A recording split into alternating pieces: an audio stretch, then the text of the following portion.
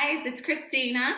Today we're going to talk about what I think is one of the most difficult parts of learning a language, and that is idioms, okay? Idioms or expressions, however you want to say it. Now, I'm going to do this similar to the way I did the phrasal verbs course, okay? The phrasal verbs course is a free course on the website, ramirezenglish.com. The link is below if you're watching this video on YouTube. Okay, there are going to be all kinds of worksheets and activities that go along with this course.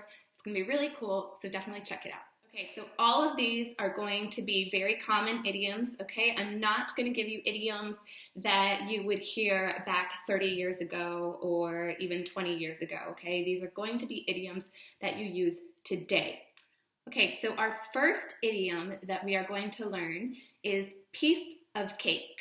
Okay, make sure you look below here to see how you spell it, okay? P-I-E-C-E, piece of cake, okay? That means it's easy, okay? Yeah, I can do that. That's a piece of cake.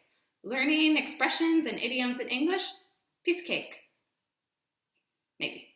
But anyway, you get the idea, okay? So it's something that's very, very easy. Okay, so number 2 on the list here is you can't have your cake and eat it too. What does this mean? Think of this as you can't eat your cake and then have it right here in front of you at the same time, okay?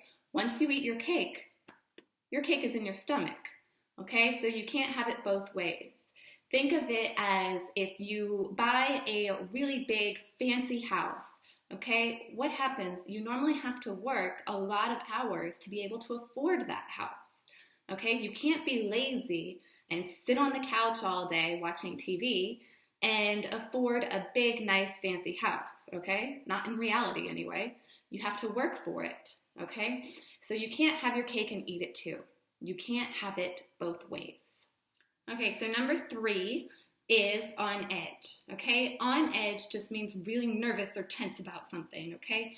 Maybe you took the IELTS or the TOEFL, some big English exam, and you're really nervous because you don't know the results of that exam. Maybe you're a little tense, you're a little on edge. Okay, calm down, you probably passed, it's all right. That's on edge. Okay, so number 4 is to have a nervous breakdown. Okay, hopefully this doesn't happen to any of you. A nervous breakdown is a collapse, a physical and psychological and mental collapse where you cannot handle all the anxiety and the stress that's happening in your life. So you just have a nervous breakdown, okay? So for example, John has been up every night for a week because the baby has not stopped crying. He and his wife are fighting all the time and he thinks that they're going to get a divorce and he's about to lose his job because he's not performing well, okay? He couldn't handle all of the stress and he just had a nervous breakdown, okay? Poor John. So number 5 is the ball is in your court. Okay, or the ball is in his court or her court. What does this mean? This means that basically 2 people have been communicating, usually through email or text message or maybe phone call or something like that, and they're trying to see who is going to make the first move, who is going to call who first, who is going to send the other person a message first.